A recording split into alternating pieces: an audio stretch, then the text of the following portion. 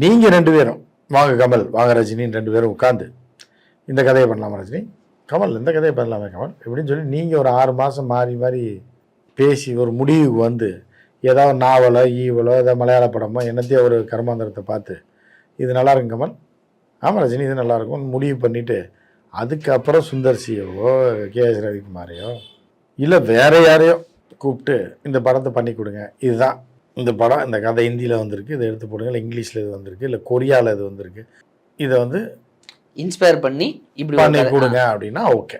அதை விட்டுட்டு சுந்தர்சிகிட்ட போய் கதை சொல்லி படம்னா சுந்தர்சி ஏற்கனவே 7 பேய் கதை வச்சிருக்காரு, 4 இது வச்சுக்காரு அரண்மனைன்னு சொல்லிட்டு அது ஒரு பேய் அரண்மனை சீரியஸே பெட்டர் சார். அடிச்சு 100 கோடி அடிக்கிறாரே சார், 100 கோடி வசூல் பண்ணுது. அப்போ அவர் என்ன பண்ணுவார், அரண்மனை 4ல் ரஜினி அடிக்கிறாரா அப்படின்னு தானே பார்ப்பாங்க. சரி அந்த பேயை தூக்கிட்டு ரஜினியை தூக்கி போடுங்க, இந்த பூசாரியை தூக்கிட்டு கமலை தூக்கி போட்டு மேட்ச் பண்ணிடுங்கன்னு அவ்வளோதான் முடிஞ்சு போச்சு.